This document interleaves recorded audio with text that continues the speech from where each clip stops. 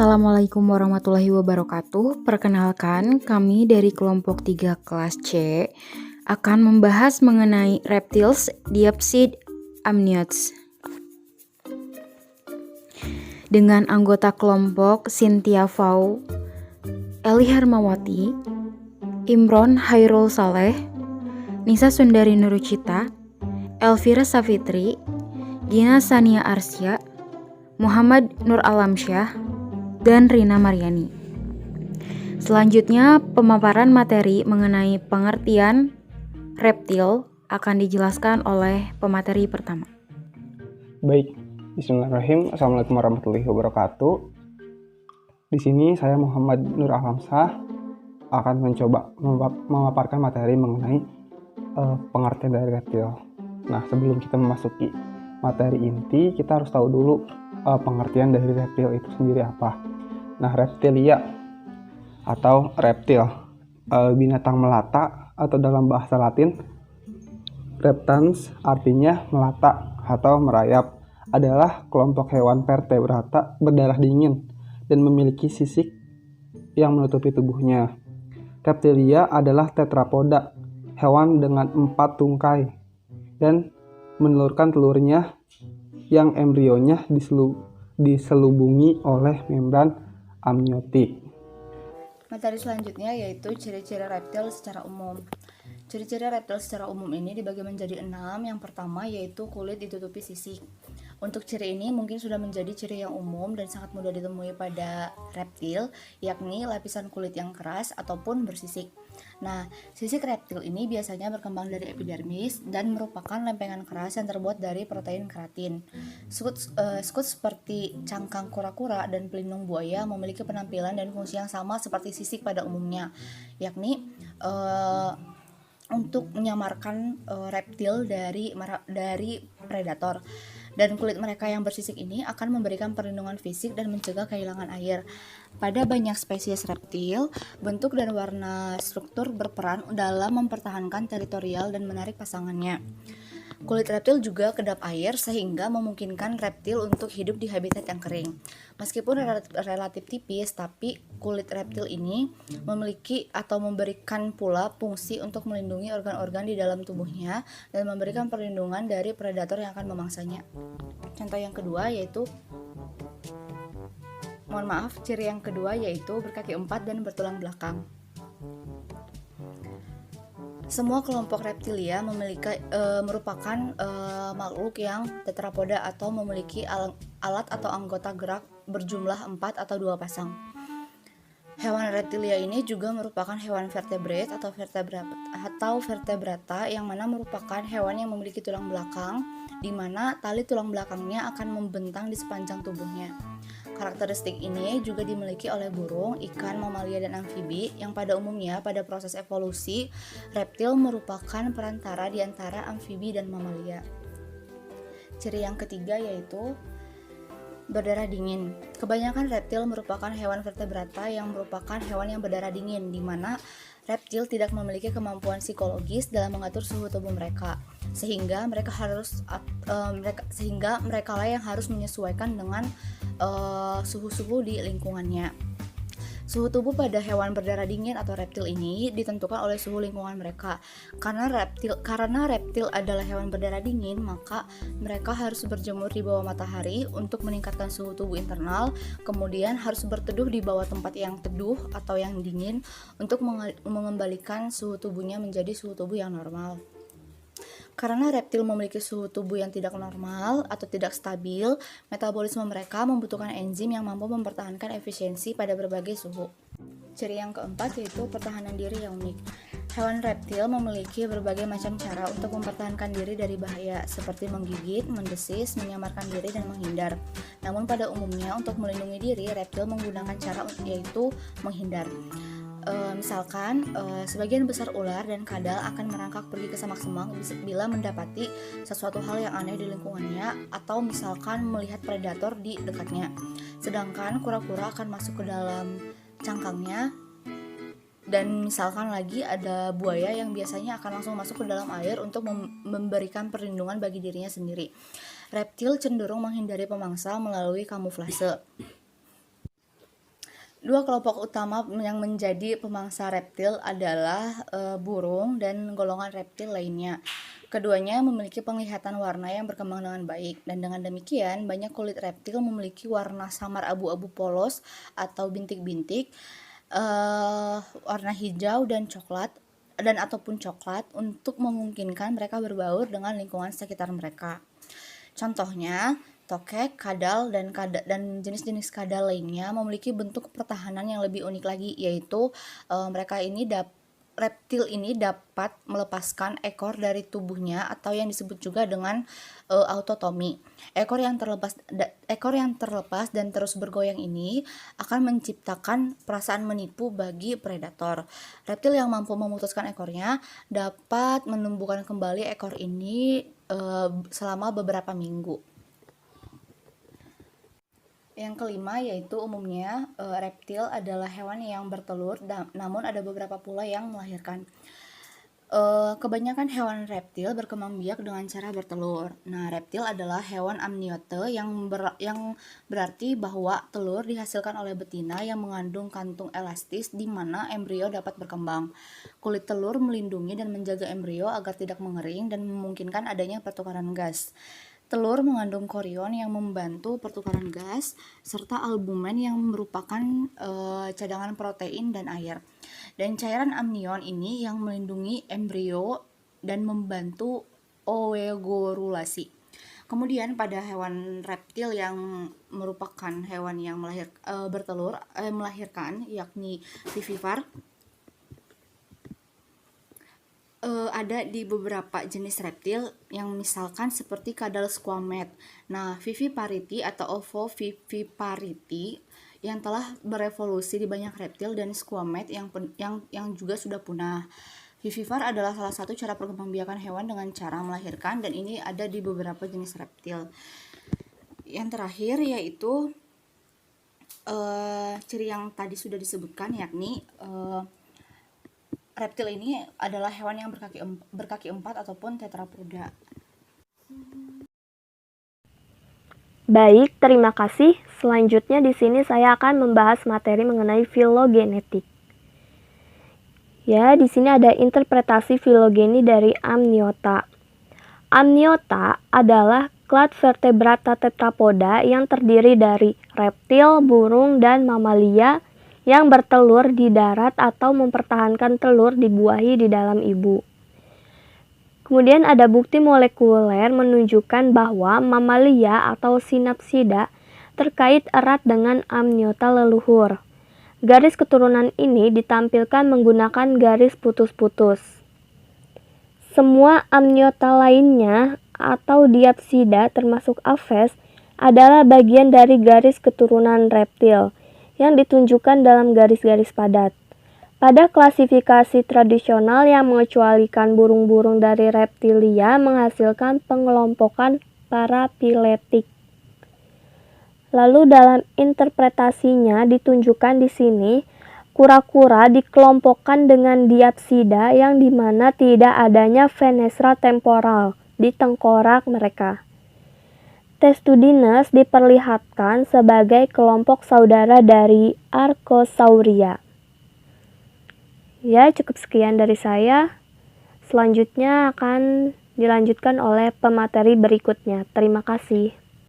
Nah, selanjutnya di sini saya akan membahas mengenai submateri yang keempat, yaitu kelas reptilia atau subkelas reptilia.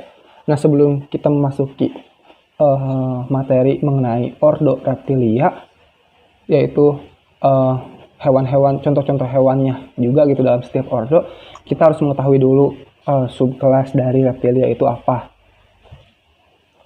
Nah, untuk klasifikasi dari reptilia sendiri, kingdomnya Animalia, filumnya itu ada Chordata, subfilumnya ada Vertebrata, kelasnya ada reptil atau dapat disebut juga dengan Sauropsida, subkelasnya itu Diapsida dan juga Anapsida. Nah, untuk contoh gambarnya itu, yang kiri itu Anapsida, yang bawah itu Diapsida, yang kanan bawah. Nah, untuk ordo yang masuk ke dalam subkelas Diapsida sendiri ada 3. Yang pertama, Rhynchocephalia. Terus yang kedua ada ordo Squamata. Dan yang ketiga ada ordo Crocodilia. Sedangkan yang masuk ke dalam subkelas Anapsida sendiri ada satu, yaitu ordo Selonia atau ordo Testudinata.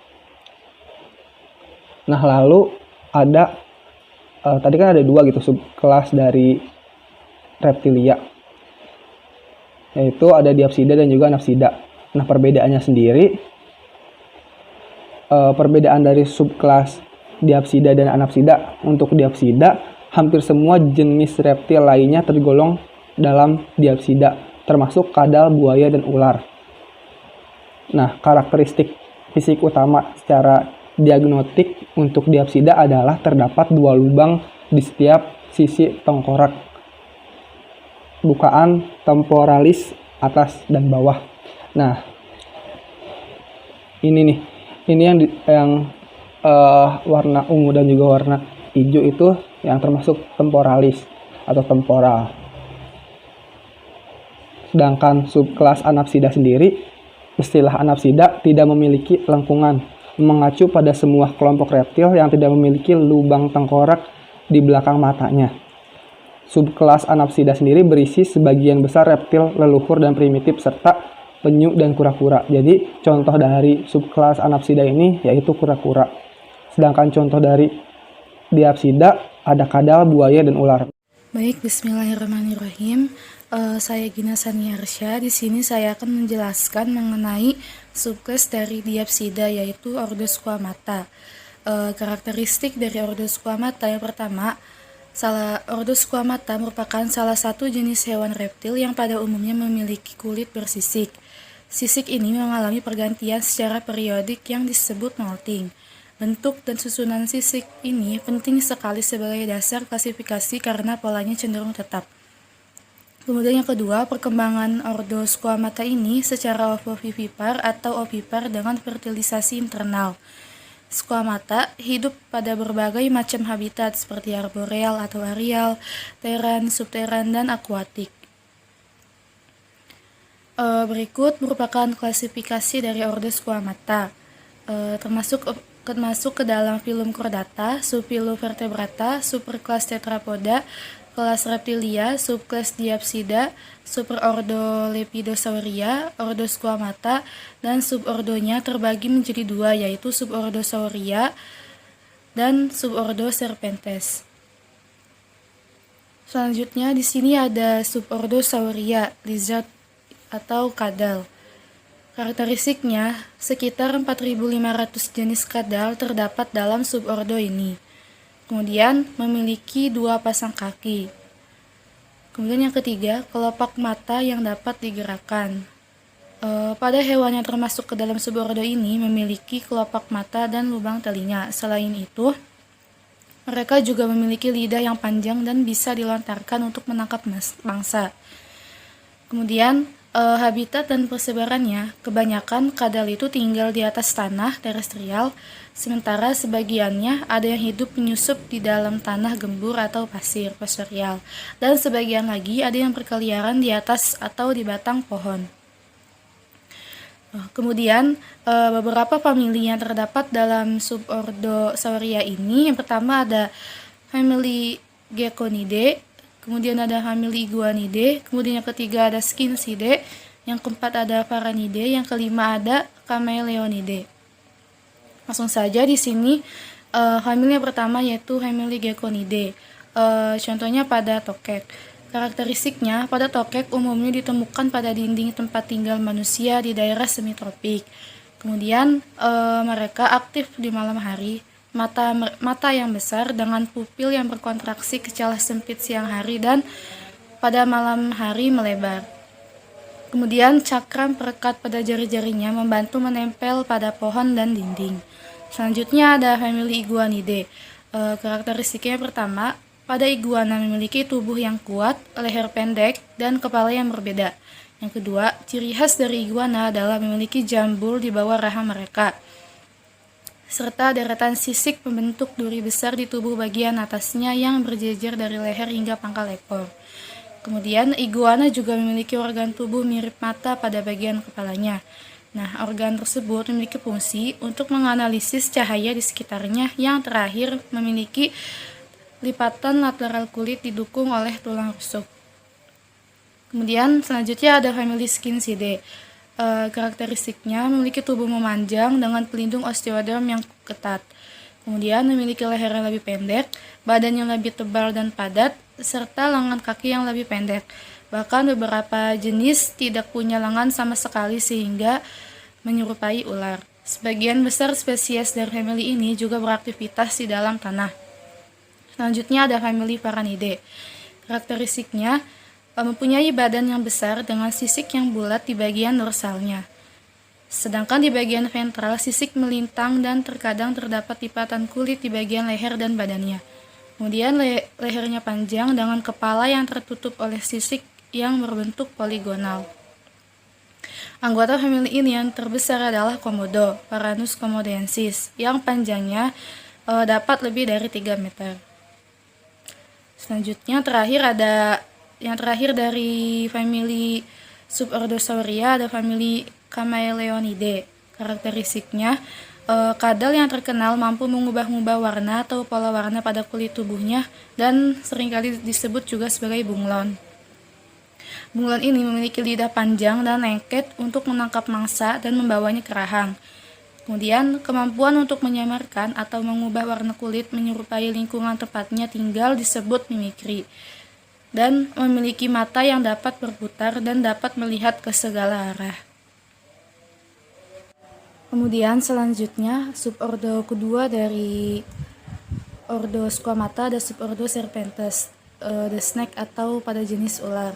Karakteristiknya, yang pertama, ular tidak memiliki kelopak mata dan bola mata tidak dapat digerakkan. Yang kedua, bentuk tubuhnya memanjang. Yang ketiga, sangat mengandalkan indera penciuman atau organ Jacobson.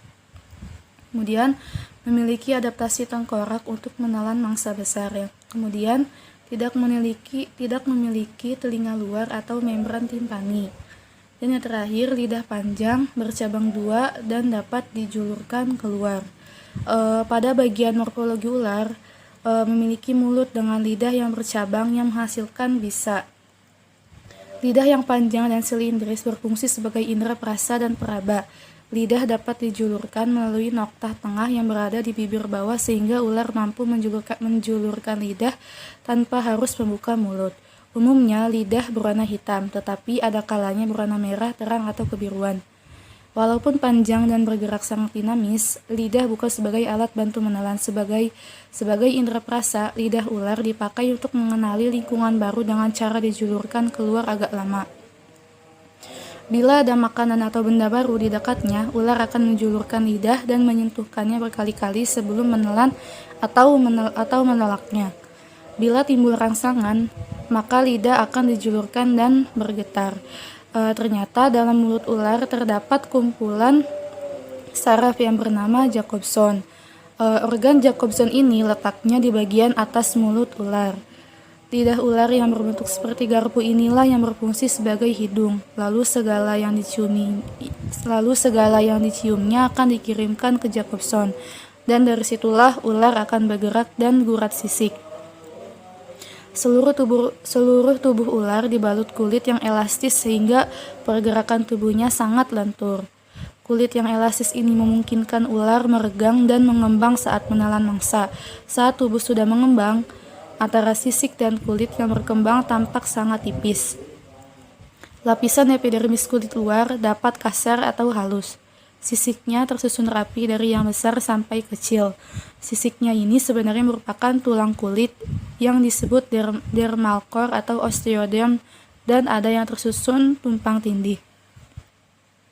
Baik, selanjutnya di sini ada famili dari subordo Serpentes. Berdasarkan jenis saring, biasanya ular berbisa dibagi menjadi 5 famili, yaitu famili Viperidae, yang kedua Elapidae, yang ketiga Hydropidae, yang keempat ada Acrataspidae, yang kelima ada Colubridae. Pada famili Viperidae merupakan ular berbisa yang memiliki taring tubular yang sangat berkembang dan dapat digerakkan di bagian depan mulutnya.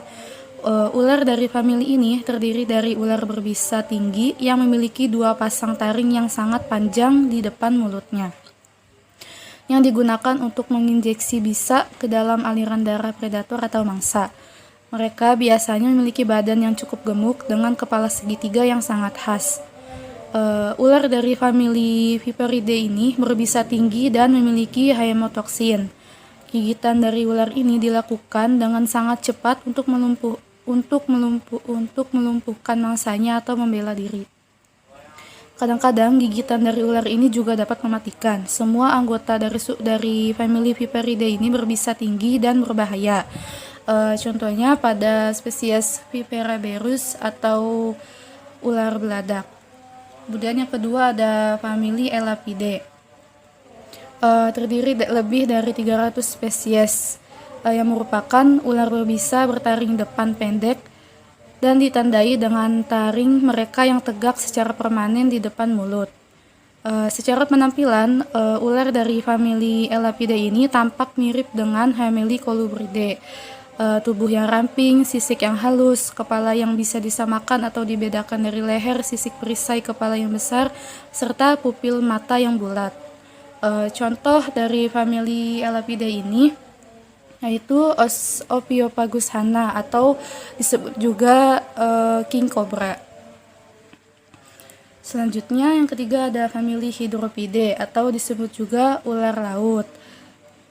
Ular laut ini memiliki taring yang relatif kecil. Semua jenis ular laut teradaptasi sepenuhnya untuk hidup dan berkelana di dalam air, serta tidak mampu bergerak di daratan kecuali untuk genus Laticauda, yang memiliki kemampuan terbatas untuk bergerak di darat. Contoh dari famili Hydropidae ini ada Hydropis belkeri.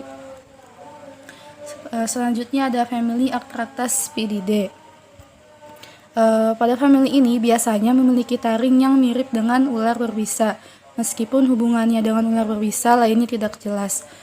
Contohnya pada famili ini yaitu Atrataspis engadennis. Yang terakhir ada famili Colubridae. Famili Colubridae ini meliputi hampir setengah dari spesies ular di dunia. Kebanyakan pada anggota famili Colubridae ini tidak berbisa atau kalaupun berbisa tidak terlalu mematikan bagi manusia. Sebagian besar spesies Colubridae ini adalah ular yang tidak berbisa. Walau begitu, klasifikasi famili Colubrid juga mencakup jenis ular berbisa. Akan tetapi, ular berbisa yang termasuk ke dalam Colubridae adalah ular berbisa bertaring belakang, di mana taring bisanya terletak di rahang atas bagian belakang, bukan di depan seperti pada famili Elapidae atau Viperidae. Sebagian besar Colubridae yang berbisa tidak sampai membahayakan manusia, tetapi beberapa spesies seperti Boiga dendrophila atau ular cincin emas, gigitannya dapat berakibat serius. Bahkan sebagian spesies seperti Dyspolidus typhus atau bumslang dan Telotormis, gigitannya mampu membunuh manusia. Baik, selanjutnya di sini saya akan menjelaskan ordo Crocodilia yang termasuk ke dalam subclass Diapsida. Karakteristiknya pertama, ordo ini termasuk jenis reptil terbesar. Contohnya pada buaya muara yang panjangnya dapat mencapai 10 meter. Kemudian pada ordo ini memiliki 3 famili, yaitu Gavialidae, Alligatoridae, dan Crocodilidae. Kemudian yang ketiga, bentuk tubuh memanjang dan kuat, tengkorak yang kuat, memanjang, dan otot-otot rahang yang masif yang tersusun untuk dapat menganga dengan lebar dan dapat ditutup dengan kuat. Yang keempat, dapat tumbuh hingga mencapai ukuran yang sangat besar dan beratnya dapat mencapai 1000 kg dan bergerak cepat dan agresif. Famili yang pertama yaitu ada famili Alligatoridae. Karakteristik dari famili ini yaitu bentuk moncongnya yang tumpul dengan deretan gigi pada rahang bawah tepat menancap pada gigi yang terdapat pada rongga pada deretan rahang atas, sehingga pada saat moncongnya mengatup hanya deretan gigi pada rahang atas saja yang terlihat. Untuk klasifikasinya, Kingdom Animalia, Phylum Chordata, kelas Reptilia, ordo Crocodilia, famili Alligatoridae, genus Alligator, spesies Alligator missispiensis. Selanjutnya yang kedua ada famili Crocodilidae. Karakteristik dari famili ini adalah moncongnya meruncing dengan bentuk yang hampir segitiga, dan pada saat mengatup, kedua deret giginya terlihat dengan jelas. Jadi rahang atas dan bawahnya itu terlihat sangat jelas. Untuk klasifikasi dari famili Crocodilidae ini, contohnya pada spesies Crocodylus niloticus. Klasifikasinya Kingdom Animalia, Phylum Chordata, kelas Reptilia, ordo Crocodilia, famili Crocodilidae, genus Crocodylus, spesies Crocodylus niloticus. Dan yang terakhir ada famili Gavialidae. Karakteristik dari famili ini yaitu merupakan hewan semi akuatik. Yang kedua, memiliki moncong yang sangat sempit dan memanjang, namun ujungnya melebar. Kemudian yang ketiga, pada saat moncong menangkup, deretan gigi pada rahang atas dan bawah tersusun berseling. Dan yang terakhir, pada famili ini merupakan pemangsa utama ikan. Klasifikasinya Kingdom Animalia, Phylum Chordata, kelas Reptilia, ordo Crocodilia, famili Gavialidae, genus Gavialis, spesies Gavialis gangeticus. Baik, terima kasih. Di sini saya akan membahas materi mengenai ordo Rhynchocephalia. Next. Ya, ordo Rhynchocephalia memiliki tipe tengkorak diapsid. Morfologinya mirip dengan anggota Lacertilia dan panjang dewasanya mencapai 30 cm. Anggota ordo ini semuanya karnivora dan mencari makan di malam hari. Habitat hidupnya di air atau di daratan. Ordo Rhynchocephalia bereproduksi secara ovipar dengan fertilisasi internal. Anggota ordo Rhynchocephalia mempunyai satu familia yaitu Sphenodontidae dan hanya satu genus Sphenodon. Genus ini terdiri dari dua spesies yaitu Sphenodon punctatus dan Sphenodon gunteri atau tuatara. Next. Di sini ada klasifikasi ilmiahnya. Kingdomnya Animalia, Phylum Chordata, subphylum Vertebrata, kelas Reptilia, ordo Rhynchocephalia, famili Sphenodontidae, genus Sphenodon, spesies Sphenodon punctatus, dan satu lagi ada Sphenodon gunteri. Next. Ya, tuatara atau genus Sphenodon adalah reptilian yang mirip dengan kadal, namun mereka bukan termasuk kadal. Tuatara adalah satu-satunya anggota yang masih hidup dari ordo Rhynchocephalia, yakni bangsa reptil yang berkembang 200 juta tahun yang lalu. Tuatara merupakan binatang endemik Selandia Baru. Tuatara dewasa mencapai panjang hingga 80 cm dengan berat sampai 1,3 kg. Warna tubuhnya biasanya kelabu kehijauan atau kelabu kecoklatan. Tengkorak tuatara berbeda nyata dengan kadal. Bagian tengkorak premaksila berada di depan bawah nasal, tulang bagian prefrontal, frontal, dan postfrontal terletak di atas rongga mata. Bagian tulang maksila terletak di bawah mata. Tulang postorbital bersinggungan dengan parietal. Susunan gigi juga tidak sama dengan kadal. Gigi tuatara terdiri dari dua baris di bagian depan, dan baris gigi terbanyak berada di rahang bagian belakang, baik rahang atas maupun rahang bawah. Tuatara hanya bertelur satu butir dalam satu kali berkembang biak. Pertumbuhan tuatara sangat lama, paling lama daripada reptil yang lain. Perlu waktu antara 10 sampai 20 tahun untuk mencapai usia dewasa. Keistimewaan yang dimiliki tuatara adalah pola yang menyerupai mata di bagian atas tengkorak kepalanya, tepatnya di wilayah parietal. Susunan dari organ ini mirip mata, dan diduga merupakan evolusi dari bagian mata. Fungsi alat indera yang disebut mata ketiga ini adalah untuk mengukur dan mengatur intensitas cahaya yang diperlukan oleh tuatara untuk berjemur atau beraktivitas. Materi selanjutnya yaitu subkelas Anapsida, ordo Testudines. Ordo Testudines atau L. testudo merupakan salah satu reptil purba yang masih ada. Contoh hewannya adalah kura-kura dan penyu. Ordo Testudines yaitu salah satu jenis hewan reptilian yang memiliki cangkang, bentuk tubuh yang pendek dan lebar, dilindungi oleh karapaks dan plaston. Tidak bergigi dan lidah tidak bisa menjulur. Cangkang pada jenis ini pada bagian dari tulang belakang dan dimodifikasi dari tulang rusuk yang berfungsi untuk pertahanan serta untuk perlindungan dari predator. Sedangkan cangkang bagian atas dari Testudines ini disebut dengan karapaks, sedangkan pada bagian bawahnya disebut dengan plaston. Selanjutnya ada ciri-ciri ordo Testudines. Yang A ada kura-kura. Ciri-cirinya yaitu bisa hidup di darat dan di air tawar, kemudian memiliki kuku tajam pada keempat kakinya, kemudian dapat bersembunyi di dalam tempurung, dan selanjutnya dapat hidup hingga 80 sampai lebih dari 150 tahun.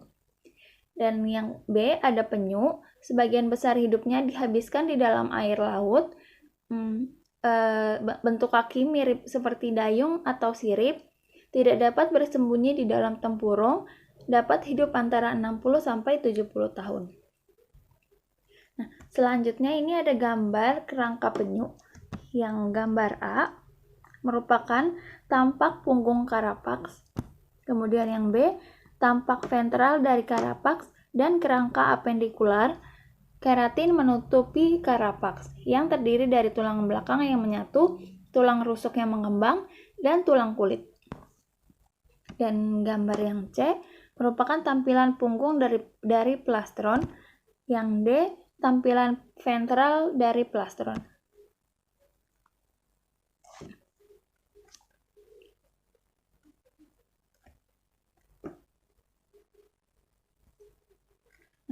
Ordo Testudines terbagi menjadi dua subordo, yaitu ada Cryptodira dan Pleudira.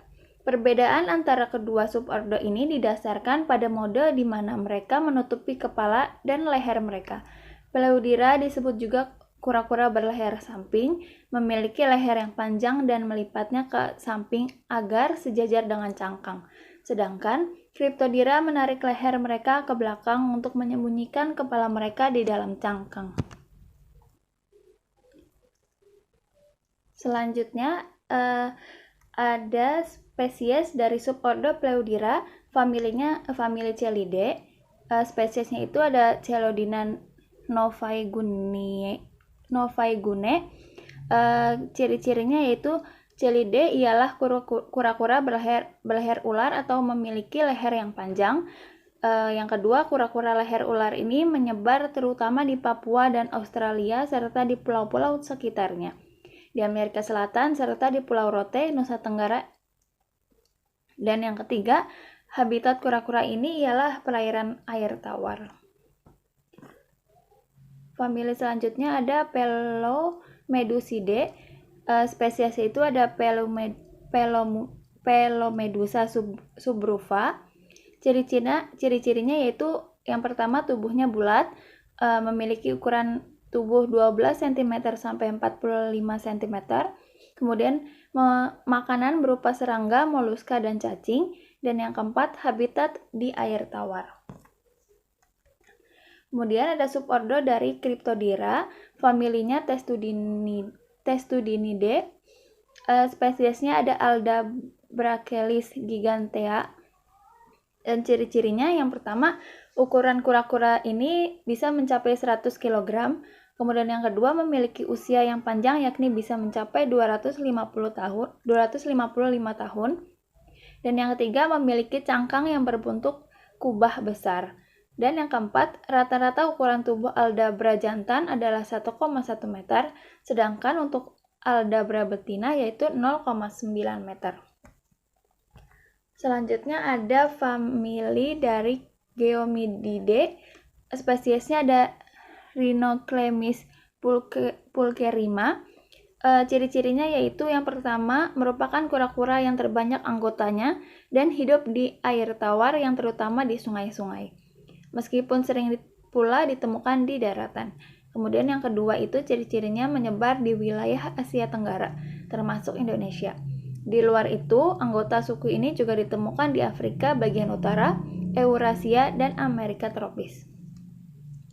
Selanjutnya ada famili dari Caretocelidae. Spesiesnya ada Caretocelis insculapta. Ciri-cirinya yang pertama yaitu habitat yang khas yang disenangi yaitu sungai, muara, laguna, danau, rawa, dan kolam yang di sekelilingnya adalah hutan lebat. Ciri-ciri yang kedua itu hidup di sejumlah sungai di daerah selatan Papua dan di beberapa tempat di Queensland Utara. Dan yang ketiga, panjang tubuh sekitar 70 cm dan berat lebih dari 20 kg. Kemudian selanjutnya penyebaran ditemukan di daerah Australia Utara, Irian Jaya Selatan, dan Papua Nugini Selatan. Dan yang terakhir, spesies ini merupakan hewan endemik Papua. Selanjutnya ada famili Chelonidae, spesiesnya dari Chelonia midas. Ciri-cirinya yaitu sepenuhnya hidup di lautan, kakinya berbentuk dayung, kepala, kaki, dan ekor yang tidak dapat ditarik masuk ke tempurungnya, kemudian tersebar luas di samudra-samudra di seluruh dunia. Selanjutnya ada famili dari Chelydridae. Spesiesnya itu Chelydra serpentin. Ciri-cirinya yaitu kura-kura air tawar berekor panjang dan berkepala besar, menyebar di wilayah Amerika. Kemudian yang ketiga itu panjang karapaks dewasa mungkin bisa mencapai 50 cm dan beratnya 4,5 sampai 16 kg. Dan yang terakhir habitat yang umum adalah kolam dangkal, danau dangkal, atau sungai. Beberapa mungkin menghuni juga lingkungan payau seperti muara. Selanjutnya ada famili dari Dermocelidae. Spesiesnya itu ada Dermocelis corycea. Ciri-cirinya yaitu hidup di lautan besar hingga di daerah dingin. Yang kedua, penyu terbesar yang masih hidup. Yang ketiga, panjang tubuhnya sekitar 3 meter. Dan yang keempat, beratnya mencapai sekitar 1 ton. Selanjutnya ada famili dari Dermatemidae. Spesiesnya itu ada Dermatemis mawii. Ciri-cirinya, Dermatemidae ini merupakan kura-kura berukuran relatif besar dan hidup di sungai-sungai dan menyebar terbatas di wilayah Amerika Tengah.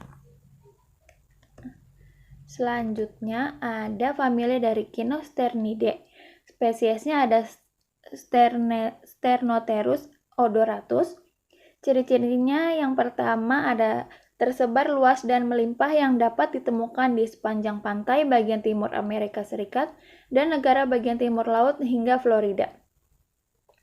Kemudian yang kedua, habitat spesies ini mencakup segala jenis perairan permanen seperti aliran air dangkal, kolam, sungai, atau danau jernih.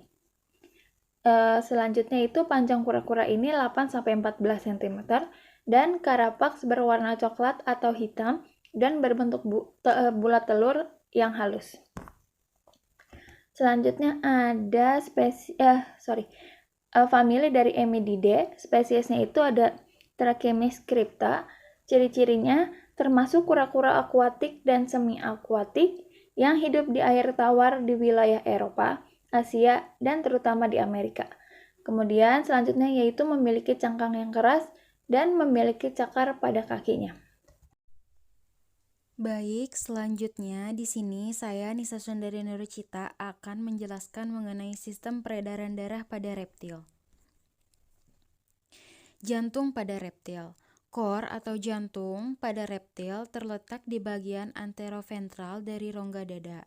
Jantung reptilia dibagi menjadi dua bagian yaitu atrium dan satu bagian ventriculus. Kecuali pada kelompok krokodila dan aligator, jantung terdiri dari 4 bagian. Sinus venosus pada sebagian besar reptilia telah bergabung dengan atrium dextrum, sehingga bagian tersebut merupakan bagian dari atrium dextrum. Kecuali pada bangsa kura-kura, masih terlihat adanya sinus venosus. Darah dari vena masuk ke dalam jantung melalui sinus venosus. Arterium dextra, ventriculum dextra, kemudian arteri pulmonalis dari paru-paru. Selanjutnya darah kembali masuk ke bagian atrium sinistra, kemudian ke ventriculum sinistra. Gambar di samping merupakan gambar ilustrasi jantung dari reptil. Foramen Panienzae. Pada umumnya, hewan berjenis reptil memiliki jantung yang terdiri dari 4 ruang, yakni 2 bilik atau 2 ventrikel dan 2 serambi atau 2 atrium. Bilik kiri atau ventrikel kiri dan bilik kanan atau ventrikel kanan terdapat sekat yang tidak sempurna. Akibat sekat yang tidak sempurna ini, maka darah yang ada di bilik kiri dan bilik kanan dapat bercampur satu sama lain. Kondisi inilah yang menyebabkan hewan reptil umumnya berdarah dingin. Pengecualian pada jantung jenis aligator, antara sekat ventrikel memiliki lorong kecil yang dinamakan foramen Panienzae. Fungsi foramen Panienzae: 1. Memastikan penyebaran oksigen yang memadai untuk sistem pencernaan. Yang kedua, menjaga sirkulasi dan keharmonisan tekanan darah yang ada pada jantung pada saat berenang. Sistem peredaran darah pada reptil dijuluki dengan sistem peredaran darah ganda, karena peredaran darah pada hewan reptil akan masuk ke jantung sebanyak 2 kali. Reptil juga dikenal memiliki peredaran darah yang tertutup. Peredaran darah reptil secara garis besar terbagi menjadi peredaran darah besar atau panjang dan peredaran darah pendek atau kecil. Peredaran darah kecil atau pendek yaitu peredaran darah yang menyangkut darah mulai dari jantung masuk ke dalam paru-paru lalu masuk ke jantung. Karbon dioksida yang berasal dari bilik sebelah kanan akan menuju masuk ke paru-paru melalui pembuluh darah arteri pulmonalis di dalam paru-paru. Alveolus akan bekerja dengan cepat mengganti atau menukar karbon dioksida menjadi oksigen. Setelah itu, darah akan menuju ke serambi yang ada pada kiri jantung melalui pembuluh darah vena pulmonalis. Untuk peredaran darah besar atau panjang, dimulai dari saat darah yang kaya oksigen yang berasal dari bilik kiri jantung dialirkan ke seluruh tubuh melalui pembuluh darah. Oksigen ini akan diserap oleh sel-sel tubuh reptil dan oksigen akan segera berubah menjadi karbon dioksida.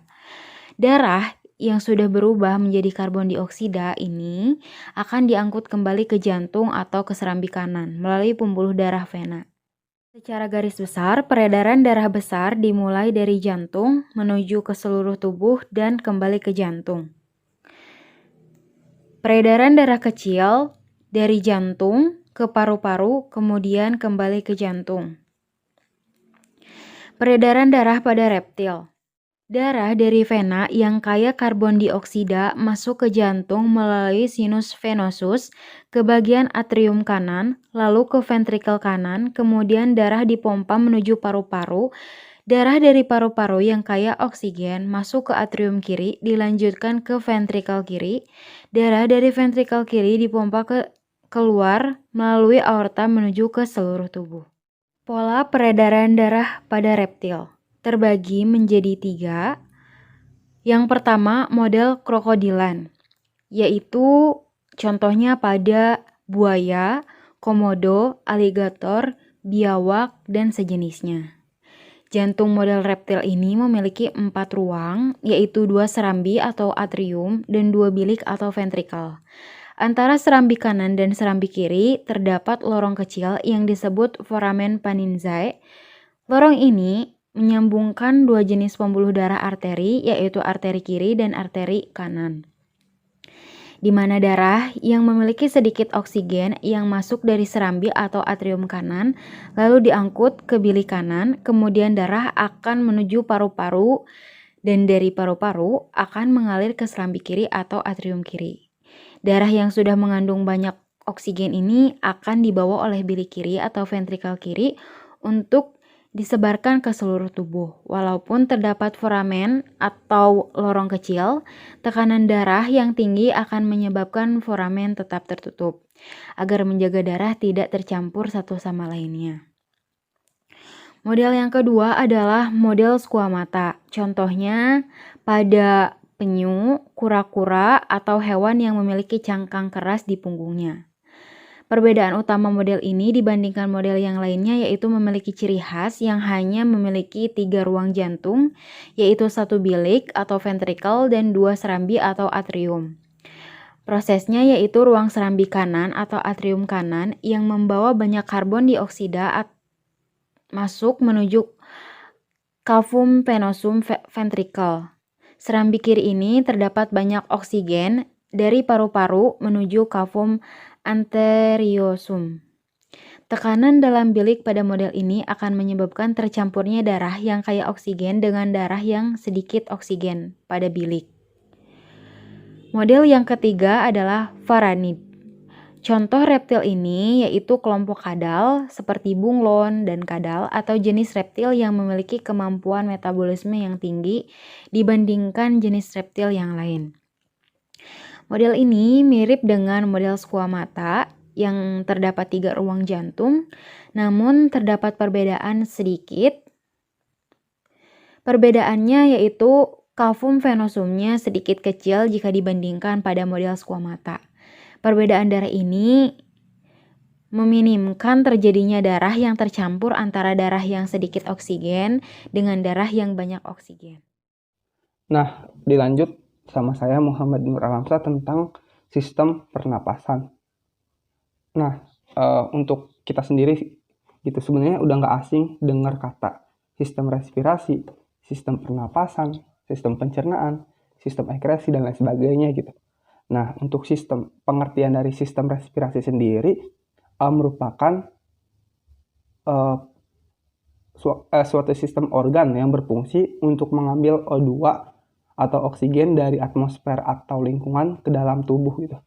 Nah, dan juga mengeluarkan karbon dioksida atau CO2 dari dalam tubuh ke lingkungan atau atmosfer.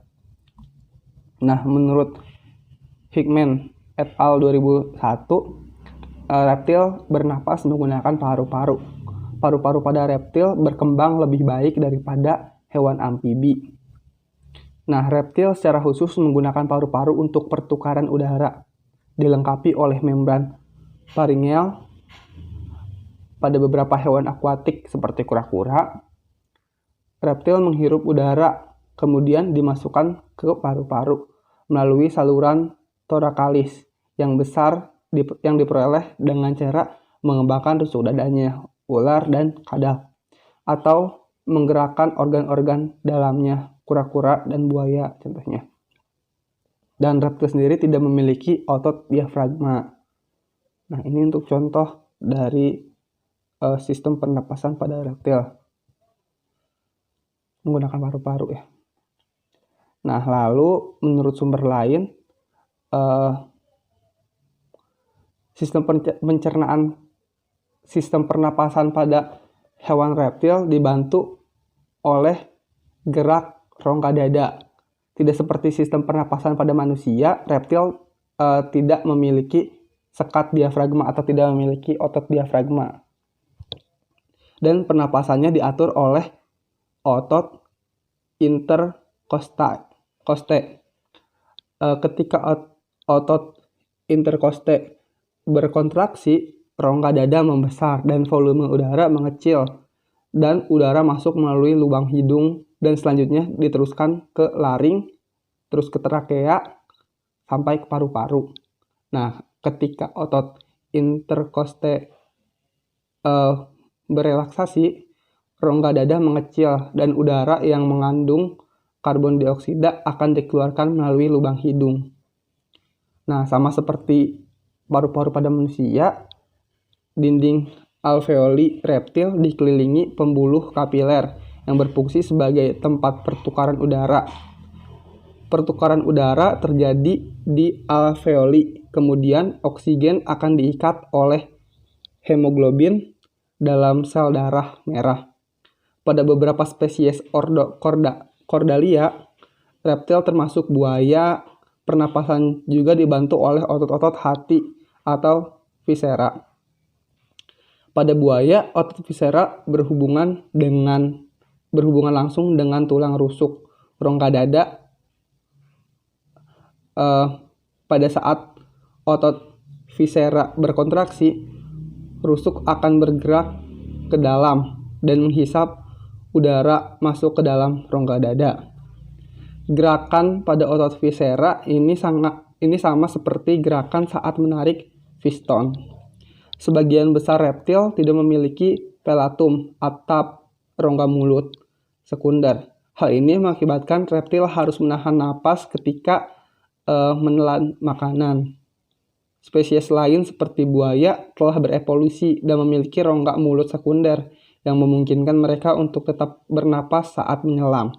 Sementara itu, ular dapat mengembangkan trakeanya menjadi lebih luas dan memungkinkan ular dapat menelan mangsanya tanpa merasa sesak napas. Nah, ini berikut adalah mekanisme pernapasan reptil secara lebih ringkas. Yang pertama ada fase inspirasi.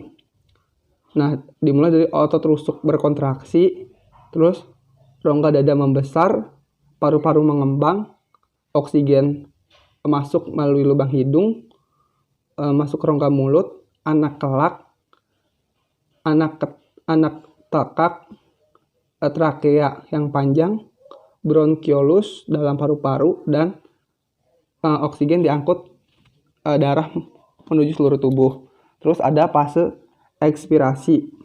Otot tulang rusuk berelaksasi, terus rongga dada mengecil, paru-paru mengecil, karbon dioksida dari jaringan tubuh menuju jantung melalui darah, paru-paru, bronkiolus, trakea yang panjang, anak tekak, rongga mulut, lubang hidung, dan dikeluarkan dari dalam tubuh.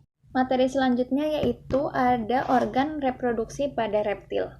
Organ reproduksi reptil jantan adalah testis, yang berfungsi untuk memproduksi sel sperma. Testis reptil berbentuk oval, berwarna putih, berjumlah sepasang, dan terletak pada dorsal rongga abdomen.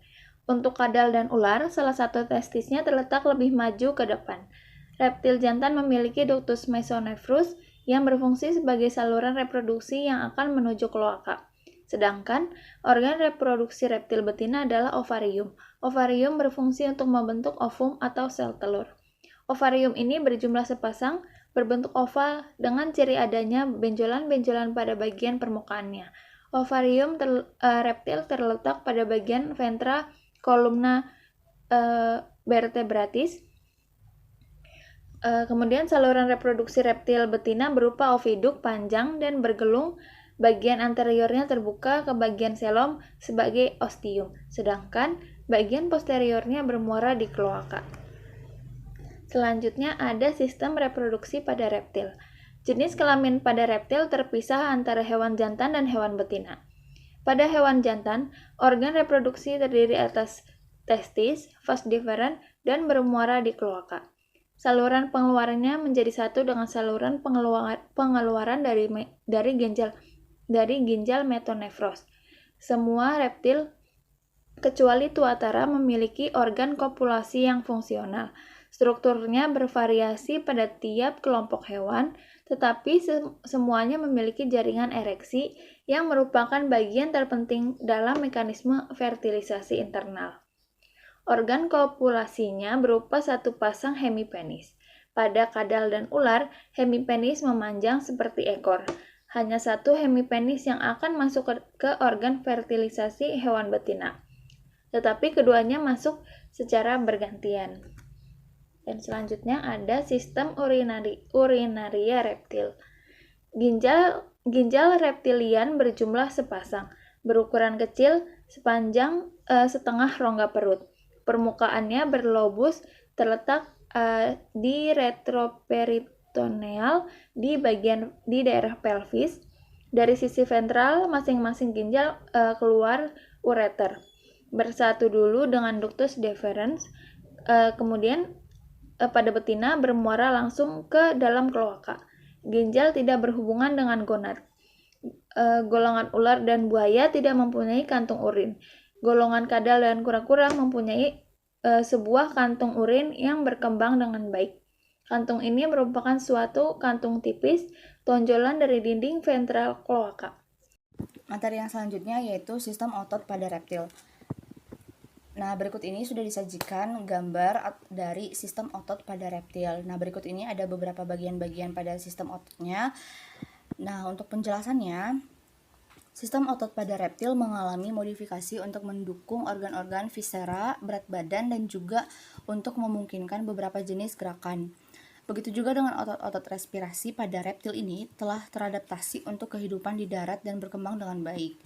Reptilia atau reptil memiliki sistem otot daging yang lebih kompleks bila dibandingkan dengan amfibia, karena otot daging harus mendukung tubuh di daratan maupun di air, dan biasanya di darat yang bersifat lebih berat daripada di dalam air. Selain itu juga, sistem otot ini adalah sistem otot yang harus mendukung gerakan-gerakan yang sifatnya harus cepat. Misalkan pada kadal dan buaya ini memiliki kekuatan pada rahang karena didukung oleh otot adduktor pada rahang. Otot ini muncul dari fossa temporal dan menyisip pada sudut kanan untuk membuka rahang. Otot-otot adduktor memanjang dari daerah temporal menuju rahang bawah. Otot adduktor ini adalah otot adduktor yang utama adalah otot pterygoideus yang muncul dari tulang-tulang pterygoid pada langit-langit dan menyisip pada bagian posterior rahang bawah.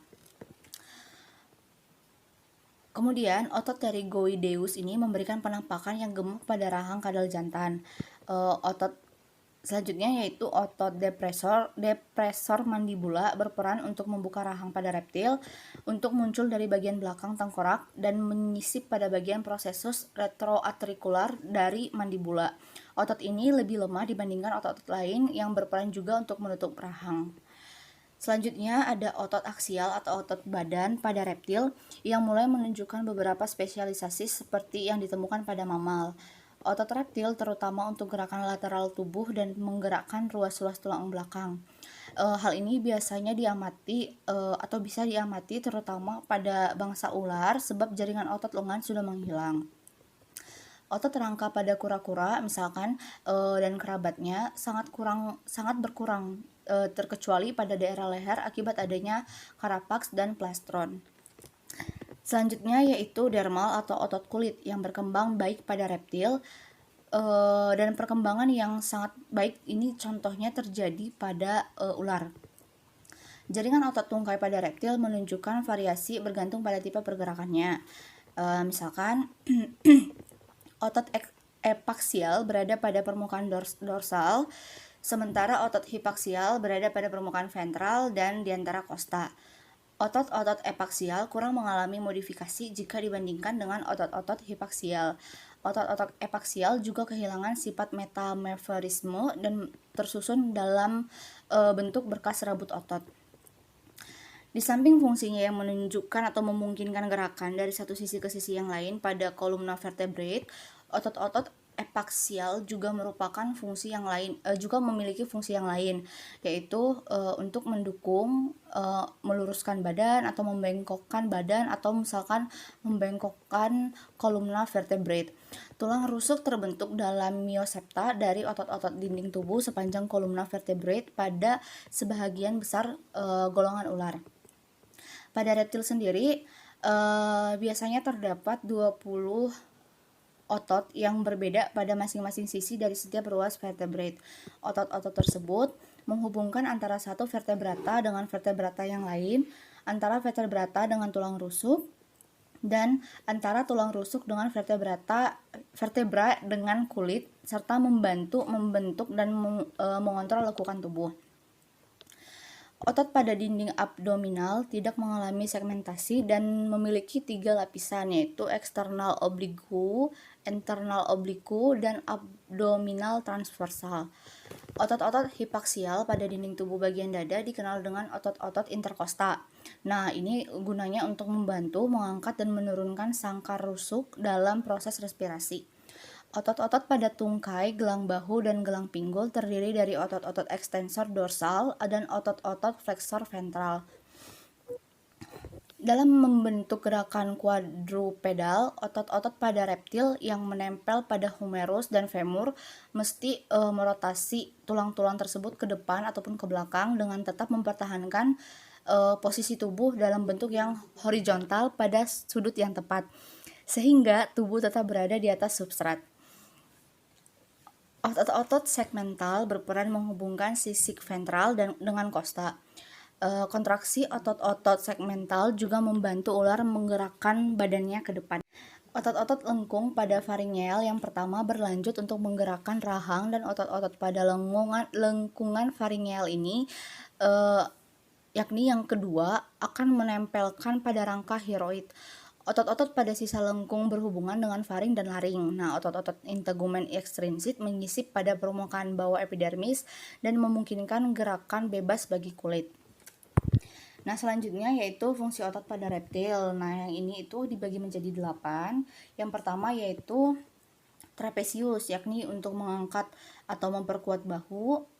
Yang kedua ada fungsi otot dari latissimus dorsi untuk memperkuat punggung.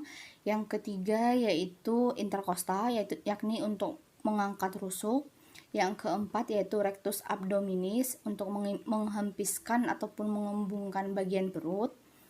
Nah, yang kelima transversus atau untuk menekan perut, menegangkan dan menarik dinding perut.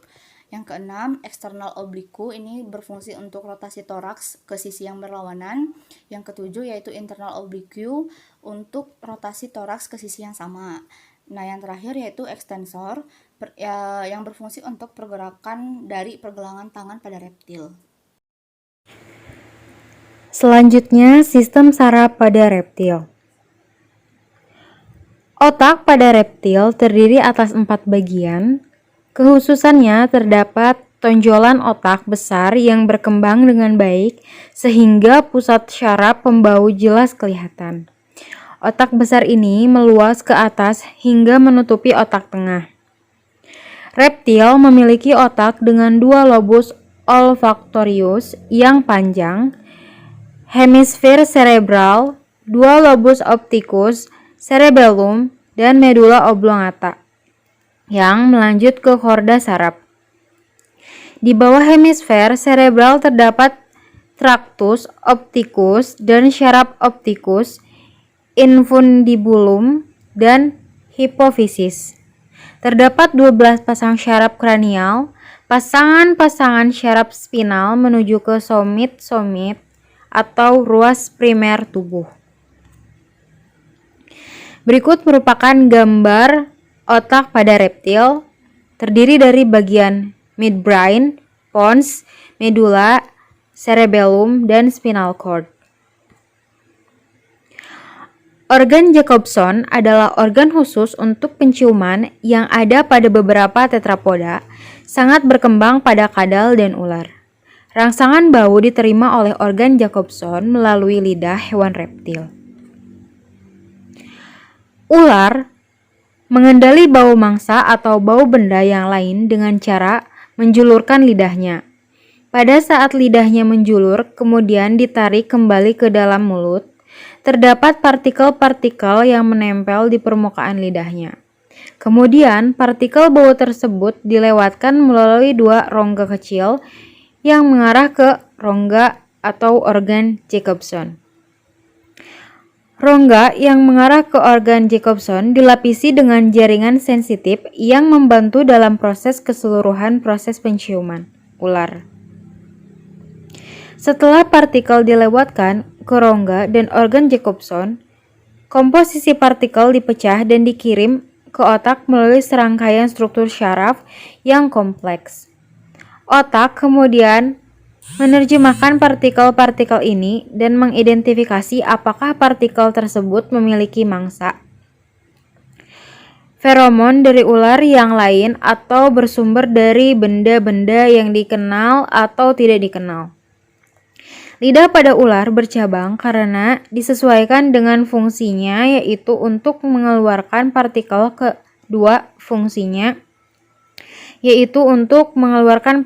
kedua lubang yang mengarah ke organ Jacobson. Adanya dua lubang itulah yang mengharuskan ular untuk melewatkan partikel secara bersamaan ke dalam lubang tersebut. Selanjutnya yaitu materi tentang sistem rangka pada reptil.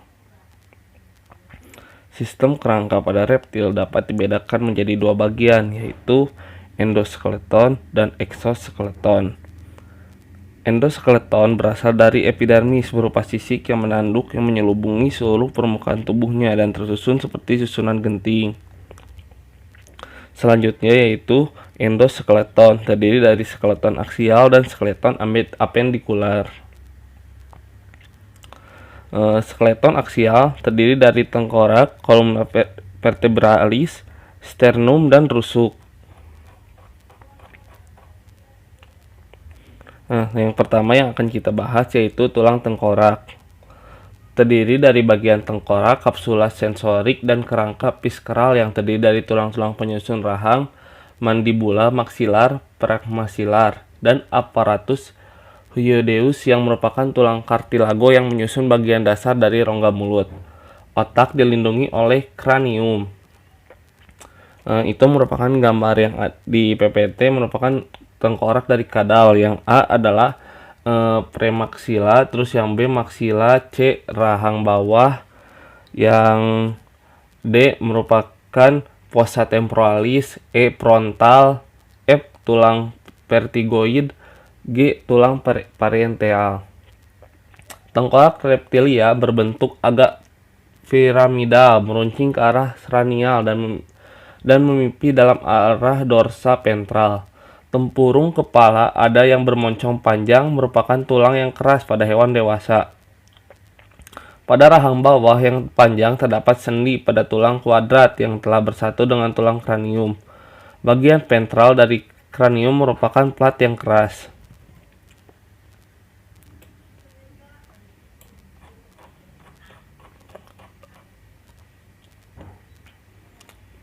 Pada kelas Chelonia memiliki tipe tengkorak anapsid yang memiliki lubang spesifik daerah temporal. Tulang kuadrat pada kranium mempunyai hubungan bebas dengan rahang bawah sehingga rahang bawah mudah digerakkan. Kelas Ophidia atau kelas ular memiliki tengkorak lemah karena bagian-bagian tulangnya dapat bergerak satu sama lainnya. Gigi tumbuh pada rahang bawah dan tulang-tulang langit-langit mulut. Ular tidak menguyah atau merobek mangsanya tetapi menelannya secara utuh. Mangsanya mungkin lebih besar daripada penampang tubuhnya. Hal ini dimungkinkan karena ujung dua mandibula ular mengalami pertautan oleh ligamentum yang elastis. Tulang kuadrat bebas dari tulang kepala dan mandibula serta tulang langit-langit bergerak bebas. Oleh karena itu mulut ular dapat membuka lebar karena menelan mangsa besar. Pernapasannya tidak terganggu karena glotis terletak jauh di depan antara rahang di belakang lidah. Selanjutnya yaitu tulang belakang. Nah,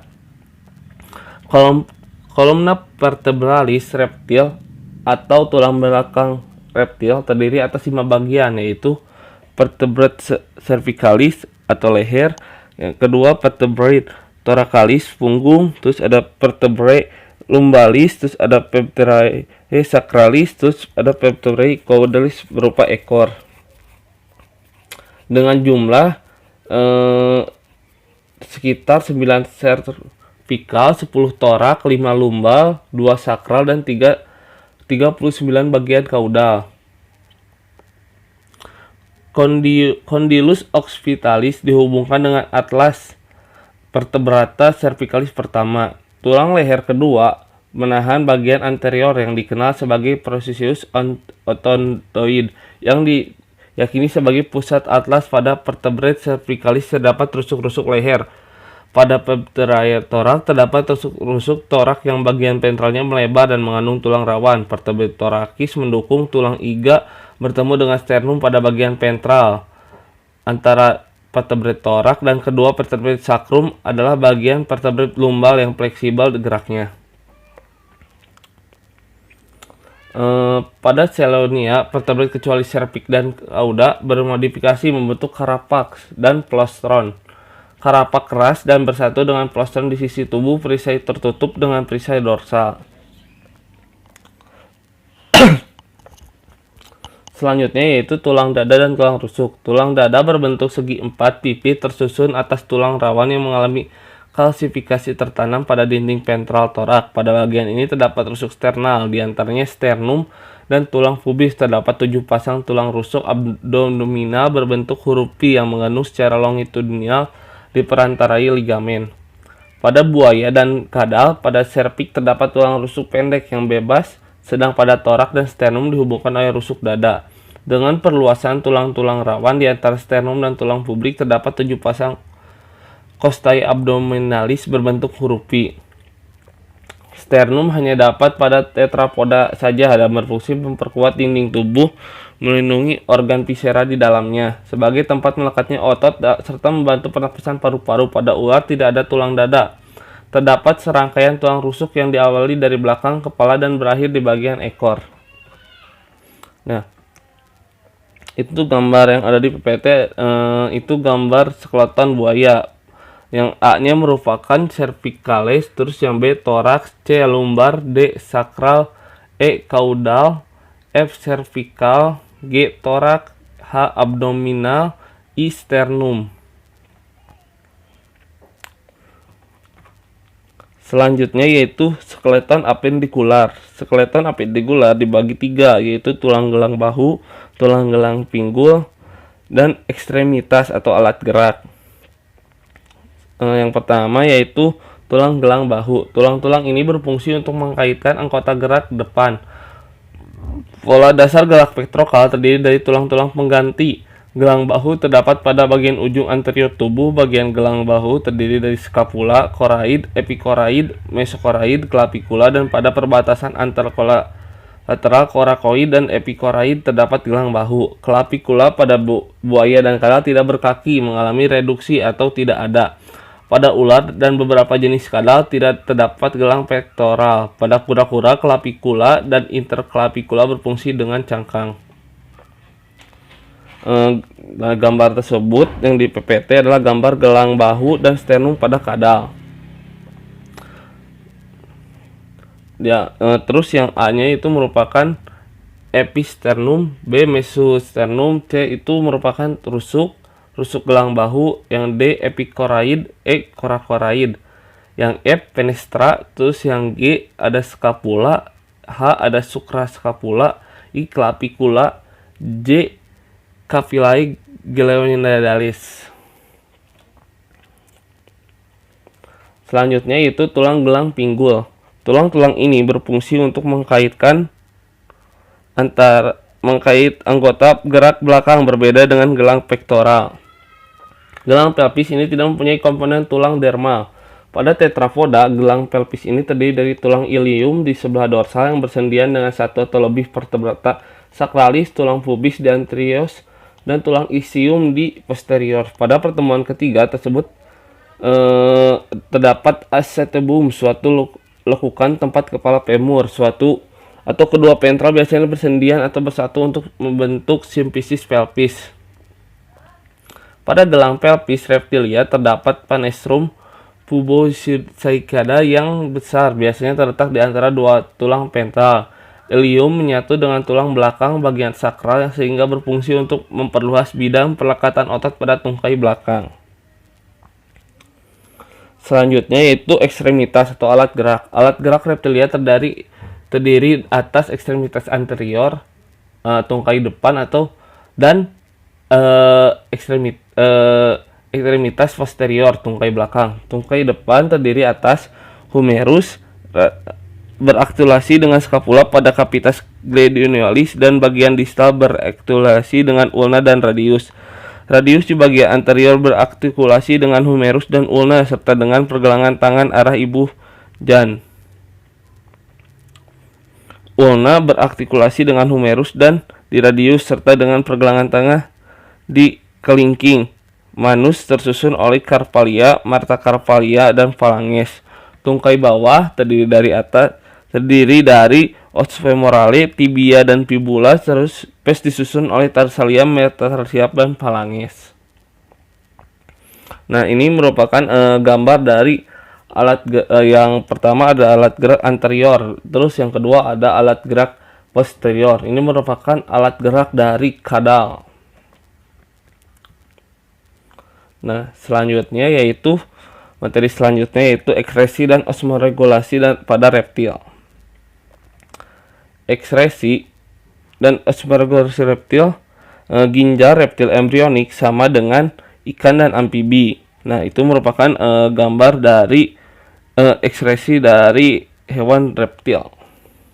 Organ ekskresi pada reptilia adalah dua ginjal kecil, metanefros. Pada subkelas Diapsida, sisa metabolisme nitrogen dibuang dalam bentuk asam urat. Pada kura-kura, sisa metabolisme utama yang diekspresikan adalah urea. Ginjal pada reptil tidak dapat menghasilkan urin cair yang lebih pekat dari cairan tubuh mereka.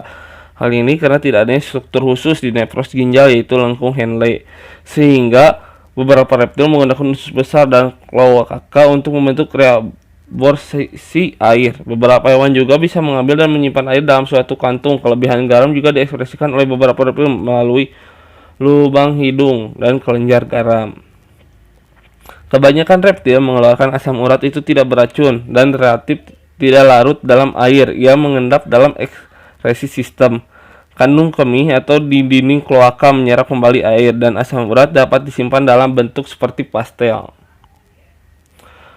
Terus ada manfaat asam urat reptil. Yang pertama yaitu untuk pengembangan embrio di lingkungan terestrial, karena asam urat non-steroik dapat terkonsentrasi dalam membran telur. Kedua, permukaan pernapasan internal dan permukaan yang relatif tidak terpapar mengurangi kehilangan air yang menguap. Saya Rina Mariani. Kali ini saya akan memaparkan materi mengenai sistem pencernaan pada reptil. Sistem pencernaan pada reptil lengkap meliputi saluran pencernaan dan kelenjar pencernaan. Reptil umumnya karnivora. Sistem pencernaan pada reptil dimulai dari rongga mulut. Bagian rongga mulut disokong oleh rahang atas dan bawah. Pada rongga mulut juga terdapat lidah yang melekat pada tulang lidah dengan ujung bercabang dua. Semua reptil memiliki gigi kecuali pada ordo Testudinata. Pada saat juvenil, reptil memiliki gigi telur untuk merobek cangkang telur untuk menetas. Yang kemudian gigi telur tersebut akan tanggal dengan sendirinya hingga dewasa. Rahang reptil memiliki desain atau bentuk yang sesuai untuk meremukan dan mencengkeram kuat mangsanya. Otot pada rahang reptil lebih besar dan lebih panjang daripada ikan atau amfibi, sehingga pergerakan secara mekanik rahang pada reptil lebih baik dari keduanya. Dari mulut, makanan akan diteruskan ke esofagus, ventriculus, dan intestinum. Intestinum terdiri atas usus halus dan usus tebal. Di dalam intestinum, makanan dicerna secara kimiawi dan terjadi proses penyerapan sari-sari makanan. Sisa makanan akan dikeluarkan melalui kloaka. Kelenjar pencernaan pada reptil meliputi hati, kantung empedu, dan pankreas. Hati pada reptilia memiliki dua lobus atau gelambir dan berwarna kemerahan. Kantung empedu terletak pada tepi sebelah kanan hati. Pankreas berada di antara lambung dan duodenum, berbentuk pipih kekuningan. Selanjutnya adalah contoh sistem pencernaan pada ular.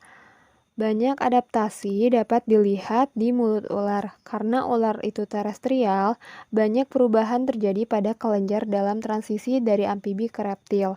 Perubahan dalam kelenjar mulut dan bantuan kelenjar racun dalam melumpuhkan mangsa dan menelan mangsanya.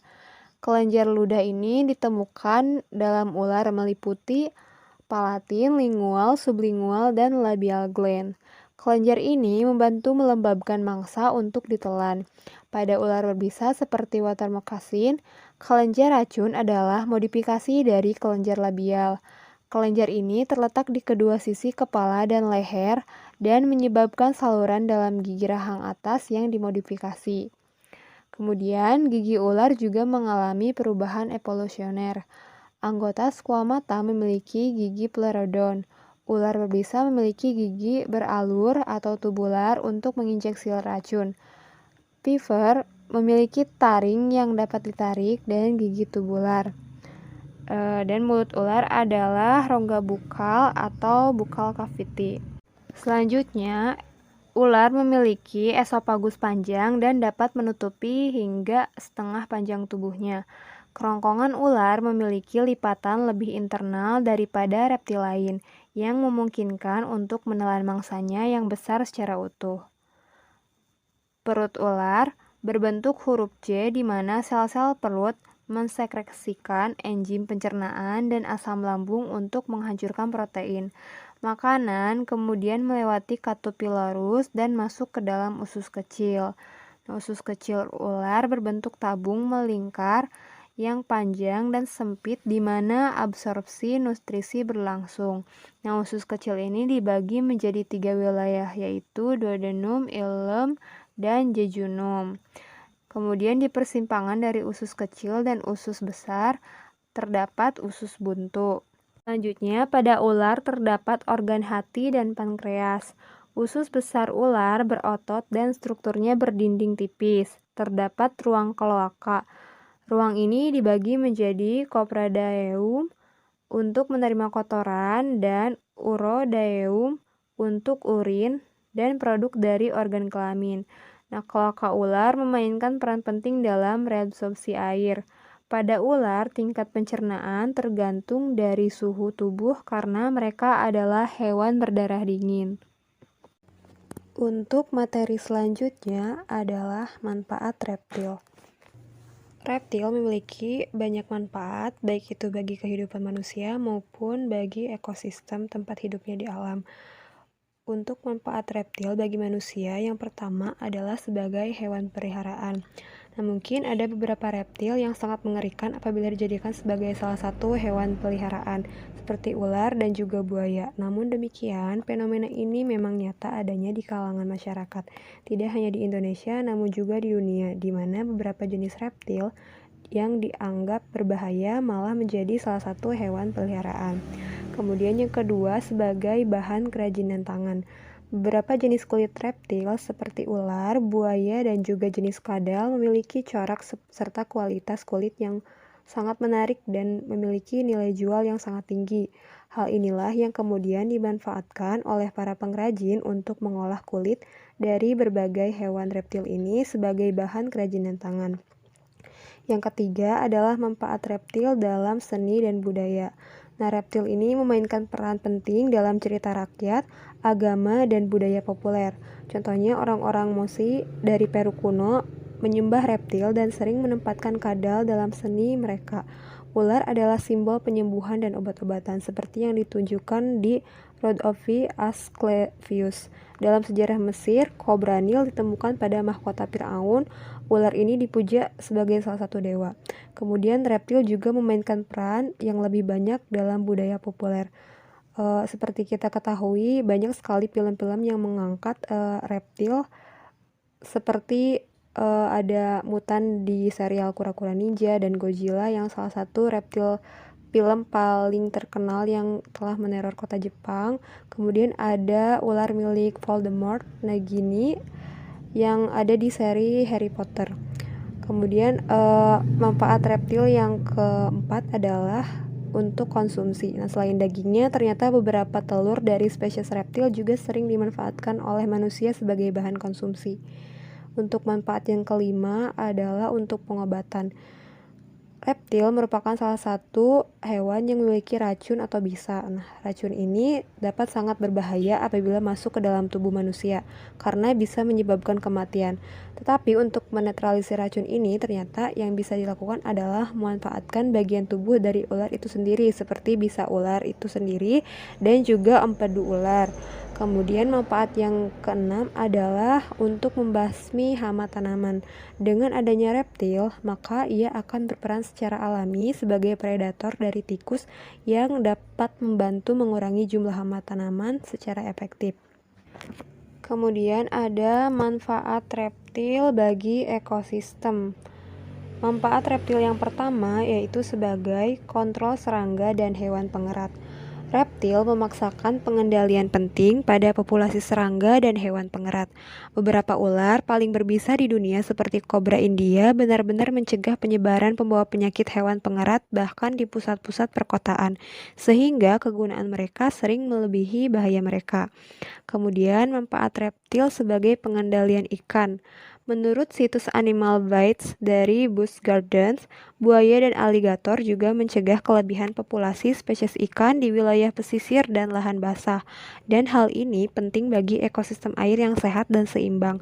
Sebuah ekosistem perairan yang sehat adalah penting untuk perikanan yang membuat hidup mereka dalam lingkungan. Kemudian manfaat reptil sebagai kontrol bangkai. Banyak reptil membiasakan gaya hidup yang sangat malas sehingga mereka mencoba untuk menyerang dengan cepat menaklukkan mangsanya. Untuk setiap reptil, bangkai pembusuk adalah makanan yang mudah, sehingga reptil seperti komodo adalah salah satu dari banyak organisme yang berperan dalam membersihkan bangkai binatang dari lingkungan. Kemudian ada peran reptil sebagai mangsa. Reptil sendiri sering digunakan untuk makanan. Burung pemangsa bisa memakan ular sampai kadal. Kemudian anak kura-kura atau anak tukik yang menghadapi perjalanan berbahaya kembali ke air memberikan peluang untuk hewan lapar yang ada di laut. Menurut Nova Southeastern University menyatakan bahwa hanya sekitar 1 dari 1.000 dari mereka yang akan bertahan sampai dewasa. Kemudian reptil dan interaksinya dengan manusia. Meskipun manusia umumnya mencoba untuk menghindari interaksi dengan reptil, tapi kadang-kadang kebutuhan untuk bertahan hidup melampaui kebudayaan umum. Kura-kura misalnya adalah makanan lezat dan berperan dalam pengobatan tradisional di Cina. Selain itu, racun ular sering digunakan untuk memperoleh vaksin dan sisik reptil dianggap modis dalam banyak kebudayaan. Berikut ini merupakan salah satu contoh pemanfaatan reptil yaitu ular. Nah, menurut sebagian besar masyarakat, daging ular sendiri bermanfaat untuk meningkatkan libido atau gairah seks untuk para pria. Kemudian ular juga bermanfaat untuk kecantikan, terutama untuk kulit. Ular juga menyembuhkan beberapa jenis penyakit seperti alergi berat, tekanan darah tinggi, stroke, kanker. Kemudian ular juga efektif untuk anti racun atau radikal bebas. Ular juga digunakan sebagai sumber nutrisi penting bagi tubuh. Nah, daging ular mengandung beberapa nutrisi yaitu lemak, karbohidrat, protein, kalori. Kalorinya itu berjumlah 93 kalori per 100 gram. Kemudian ular juga mampu meningkatkan energi. Manfaat reptil selanjutnya yaitu manfaat buaya. Kulit buaya kini banyak dimanfaatkan oleh pengrajin sebagai bahan untuk dibuat sebagai aksesoris ataupun menjadi bahan kulit, tas, dompet, jaket, ikat pinggang, dan lainnya. Kemudian minyak dari buaya memiliki manfaat sebagai obat.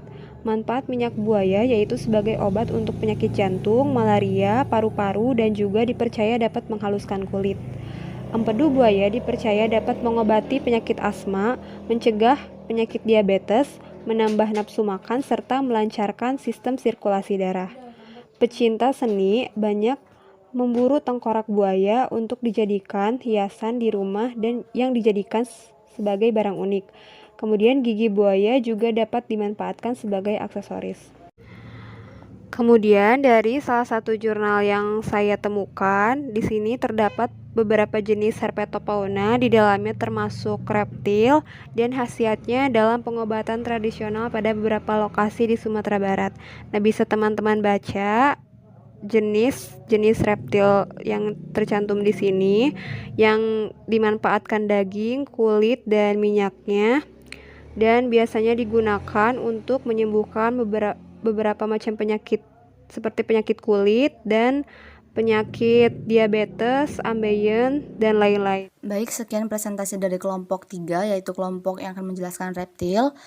Untuk teman-teman yang ingin bertanya, boleh dipertanyakan kepada Cynthia, Eli, Imron, Nisa, Elvira, Gina, Alam, ataupun Rina Mariani. Mungkin sekian presentasi dari kelompok kami. Terima kasih dan mohon maaf atas segala kesalahan.